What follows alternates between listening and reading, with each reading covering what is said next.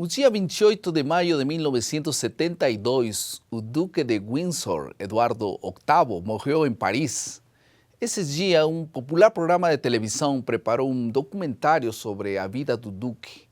Num trecho da reportagem, o Duque tinha declarado: "O meu pai, o rei Jorge V, era inflexível em assuntos de disciplina e quando fazia coisas erradas, ele acostumava dizer: meu querido filho, sempre deves lembrar quem você é."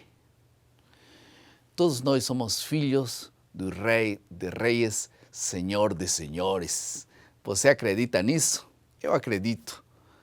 Por isso, o foco da lição desta semana é ajudar-nos a entender que o reino de Deus chegou a nós por meio da pessoa de Jesus Cristo, que resolveu o problema do pecado para sempre.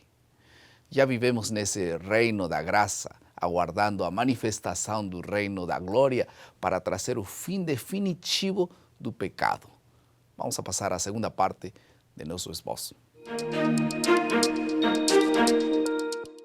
Estamos já na lição número 11 e o título da lição desta semana é O Reino de Deus. Vamos falar sobre esse tema fascinante e as declarações bíblicas em Lucas, o reino da glória, o reino da graça, o reino de Deus, como é essa história e que é o que está por trás dessas declarações. Para poder estudar essa lição, está conosco mais uma vez o pastor Adenilton Tavares, que é professor de teologia na Faculdade da Bahia, em IAN. Bem-vindo. Muito obrigado.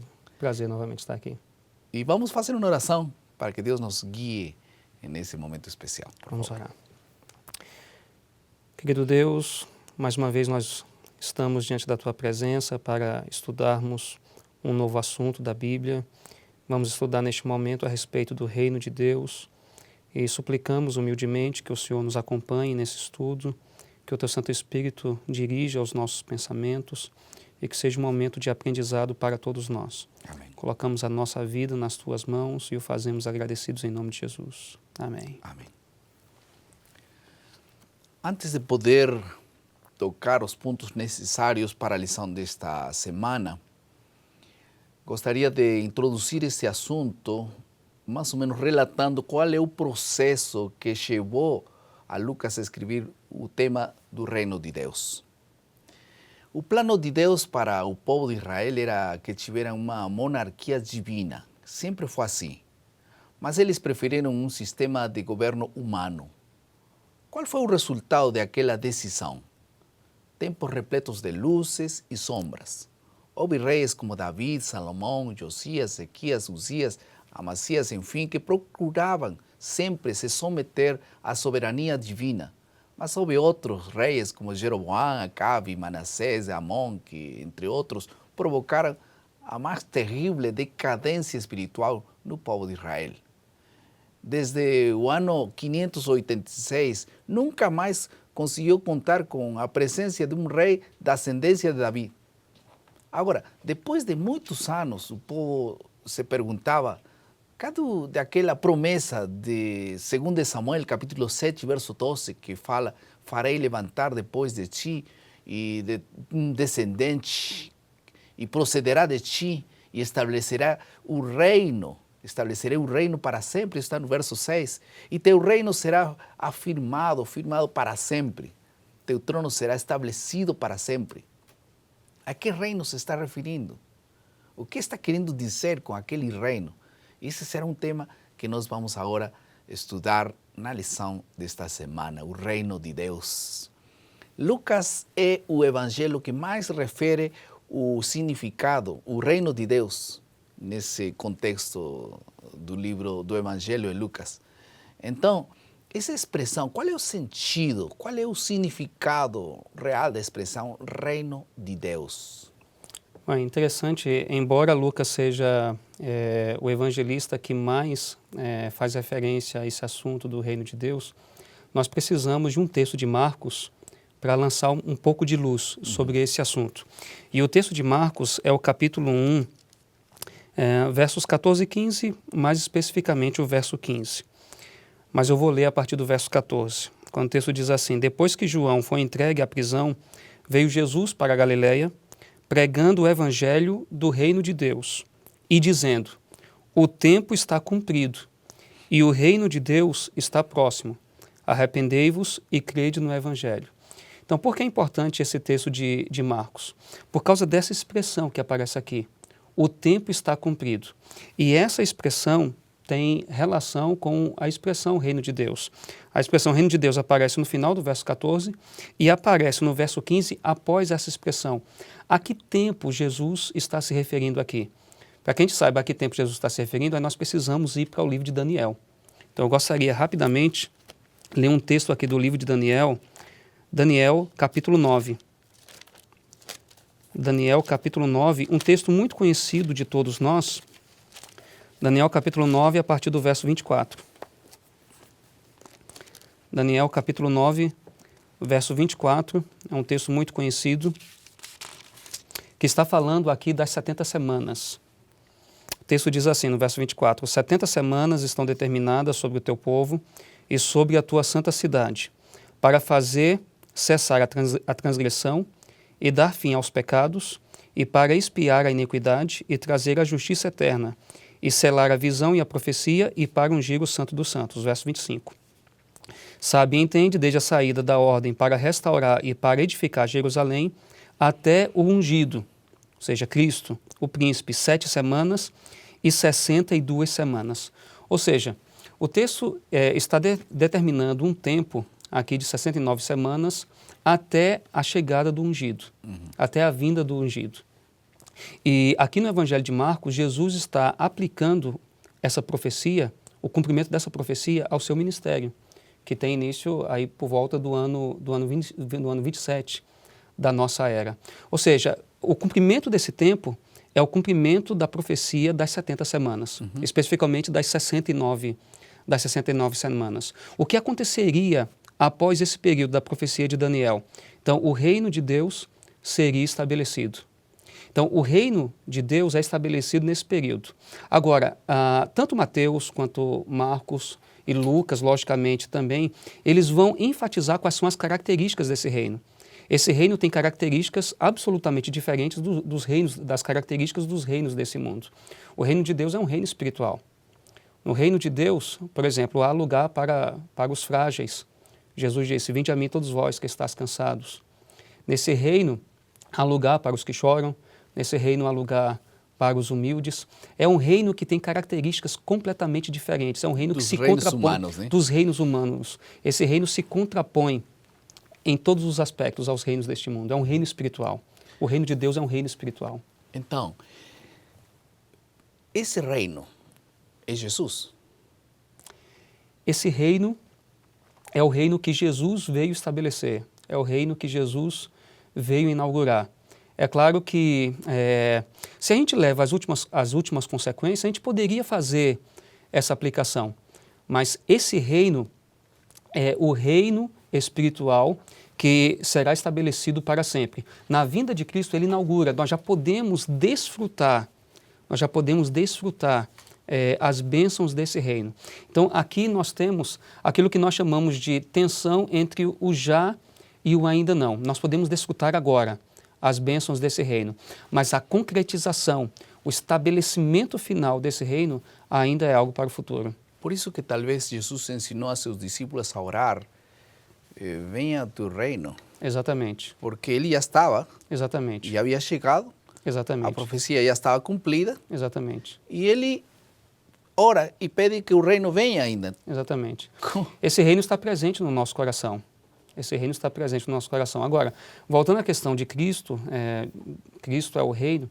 Se a gente pegar a profecia de Daniel, capítulo 2, quando uma pedra é movida sem o auxílio de mãos humanas e esmiuça, né, todos os reinos desse mundo, de baixo para cima, é claro que essa pedra ela é tomada no Novo Testamento como símbolo de Cristo.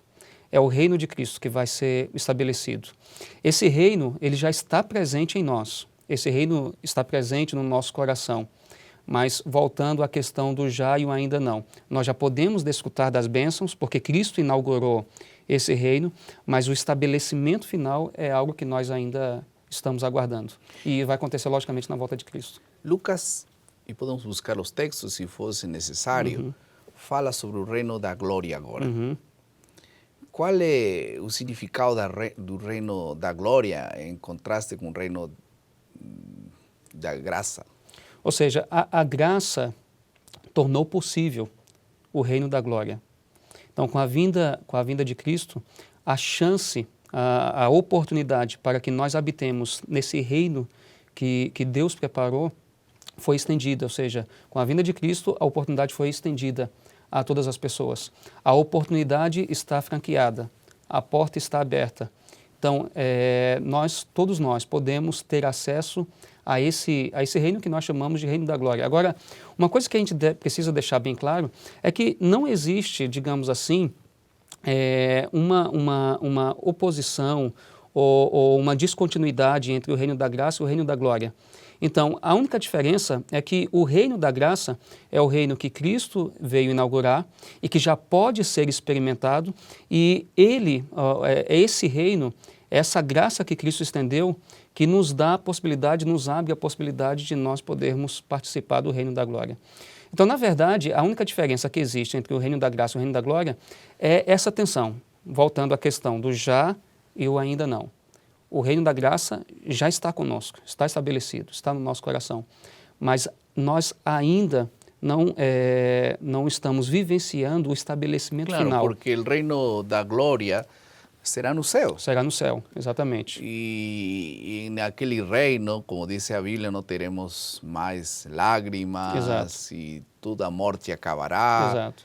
Etc, etc. As alegrias de aqui serão permanentes lá. Nós podemos ter alegria aqui, mas a alegria de lá será completamente diferente, porque não terá intervalos. Exato. Uma linda descrição que nós encontramos do reino da glória é aquilo que nós lemos em Apocalipse capítulo 21. Quando João diz que não haverá mais morte, não haverá mais pranto, não haverá mais luto, não haverá mais dor, porque as primeiras coisas passaram. Quando nós observamos o ministério de Cristo, nós podemos ver que todas essas coisas já aconteceram no ministério de Cristo na Terra. Então, João disse que não haveria mais morte. Jesus ressuscitou mortos. Não haveria mais dor. Jesus aliviou o sofrimento das pessoas. Não haveria mais choro. Jesus consolou as pessoas. Então, tudo aquilo que é descrito ali em Apocalipse 21 é inaugurado no ministério de Jesus. Então, nesse sentido, nós já podemos desfrutar das bênçãos do reino, embora o seu estabelecimento final ainda não tenha acontecido. E como nós já mencionamos, ele vai acontecer quando Jesus voltar pela segunda vez a essa terra. Enquanto ele não vem, enquanto se inaugure o reino eterno que nós desfrutaremos no céu, qual deveria ser nossa forma de agir? O que devíamos fazer? Acho que nós poderíamos destacar aqui 3 pontos, né, enquanto nós aguardamos esse estabelecimento final do reino de Deus. A primeira coisa tem que ver com a espera. Agora, quando nós vamos para a Bíblia, nós observamos que essa espera, ela não é uma espera ociosa. Enquanto esperamos... Uma espera ativa. É uma espera ativa. Enquanto nós esperamos, nós estamos trabalhando. Eu acho que um texto-chave no Novo Testamento, para a gente entender isso, é Apocalipse capítulo 14. O que nós encontramos em Apocalipse capítulo 14? Nós encontramos os 144.000 e nós encontramos a tríplice mensagem angélica. Ou seja, a tríplice mensagem angélica está anunciando o breve retorno de Cristo a essa terra. Mas existe um povo comprometido com essa mensagem. Ou seja, enquanto esse povo aguarda, os 144.000 descritos ali no capítulo 14 de Apocalipse, eles estão trabalhando, eles estão numa espera ativa.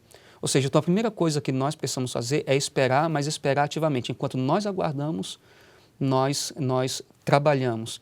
Existe um pensamento de um autor que eu gosto muito, ele diz que enquanto nós estamos esperando, nós ouvimos falar sobre a pessoa que nós estamos esperando. Então, nós estamos esperando Jesus. E durante esse período de espera, nós ouvimos falar de Jesus. E ao ouvirmos falar de Jesus, nós também falamos de Jesus. Então, essa espera é uma espera ativa. Um segundo ponto que nós poderíamos destacar é aquela característica que nós estudamos em uma das lições passadas do verdadeiro seguidor de Jesus, que é a vigilância. Enquanto nós esperamos, enquanto o estabelecimento final... Vigiar e orar. Vigiar e orar.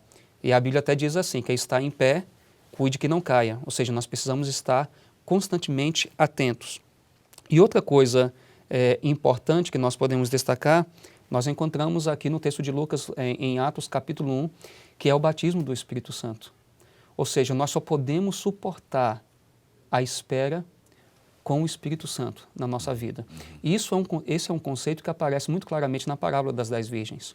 Então, enquanto esperamos, nós precisamos do Espírito Santo. Se nós não tivermos o Espírito Santo, nós não vamos suportar a espera.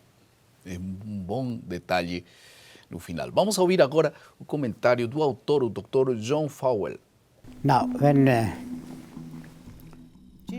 Quando Jesus falou sobre o reino de Deus, de fato, ele nos pediu para orar para que o reino venha.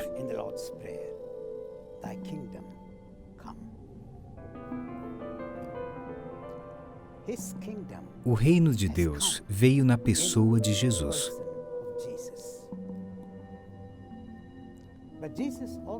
Jesus também disse que iria voltar para o céu para preparar um lugar para nós. E quando este lugar estivesse pronto, ele disse que voltaria e nos levaria com ele, para que onde ele estivesse, nós estivéssemos também. Esse é o reino que virá. Já existe um reino aqui, e existe um reino que estamos esperando chegar. Existe uma realidade presente e um futuro que aguardamos. Uma coisa que devemos lembrar é que não podemos falar sobre o futuro sem mencionar a realidade presente.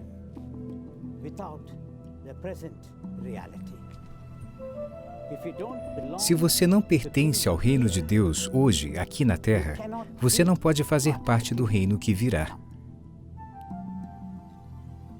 Então, quando você diz que pertence ao reino aqui e não se preocupa com o reino que virá, então você realmente não entendeu o conceito do que é o reino de Deus. E qual é esse conceito? O conceito do reino de Deus é restaurar o que foi perdido no Éden. O que foi perdido no Éden? Foi perdido a presença física de Deus, o relacionamento direto entre Deus e o ser humano. Adão falava com Deus face a face. Podia olhar nos olhos de Deus. Porém, esse relacionamento foi quebrado pelo pecado. Agora, esse relacionamento precisa ser restaurado. Então, Jesus estabeleceu um reino de graça. Ele morreu por esses pecados. Ele nos oferece esse privilégio de pertencer a esse reino de graça. Quando você e eu aceitamos essa graça, quando aceitamos essa graça, passamos a fazer parte desse reino de Deus aqui. Mas ainda não está completo. Estará completo quando esse reino de glória que virá estiver junto com o reino que fazemos parte hoje. Apenas quando fazemos parte desse relacionamento é que o reino está completo. Esses dois aspectos são importantes. Não podemos negligenciar o futuro e dizer, eu sou feliz aqui, estou salvo aqui. O reino futuro não existe. Se você diz isso, o Éden não tem significado nada. O que perdemos no Éden não é nada. A restauração do Éden, o que perdemos no Éden, tem lugar em dois eventos. O primeiro é o evento da cruz. E o segundo é o evento da segunda vinda de Jesus. Por isso, nós, como adventistas, devemos proclamar a todo mundo a salvação de Deus aqui e a segunda vinda de Jesus. A primeira é a realidade aqui, e a segunda é o futuro que irá completar todo o processo. Nosso coração deveria arder com a vinda de Jesus. A esperança da vinda de Jesus, que estabelecerá seu reino para sempre, deveria ser um motivo de maior alegria em nosso coração. Devíamos cantar de alegria, esperar com alegria, trabalhar com alegria, enquanto aguardamos a volta de Jesus. E a volta de Jesus suscita sempre três reações diferentes: rejeição violenta, indiferença e grande júbilo. Minha pergunta é, em que grupo estás? Você é aquele que rejeita violentamente o reino de Deus? Aquele que é indiferente, se vai vir ou não vai vir, tudo bem? Ou aquele que está ansioso e seu coração arde pela volta de Jesus? Ore por isso e que teu coração possa sentir paz enquanto aguardamos a Jesus. Outra aplicação? Ok. Eu acho que um ponto que nós podemos destacar ainda é que essa nossa participação nesse reino de Deus e esse desfrutar do reino de Deus enquanto o seu estabelecimento final não acontece, uma forma da gente fazer isso é já compartilhar com os nossos irmãos as bênçãos que nos aguardam ali. Consolarmos as pessoas, desfrutarmos de boa saúde, porque lá nós não vamos ter enfermos nesse reino final estabelecido, enfim. Desfrutarmos aqui com os nossos irmãos. Esperar ativamente, preparando a volta de Jesus. Exatamente. Né? Vamos agora à criatividade, que é a nossa última parte do nosso esboço. E como já falou o pastor Adenilton, somos um povo chamado a proclamar a vinda de Jesus, da maneira como Deus chamou a Elias para preparar a primeira vinda. Hoje somos um povo chamado para preparar a segunda vinda de Jesus. Eu te pergunto, queres ser parte desse movimento que aguarda Jesus e que prepara a volta de Jesus? Nessa semana você pode ser um instrumento útil nas mãos de Deus. Vamos orar? Querido Pai, muito obrigado, Senhor, por Tua palavra.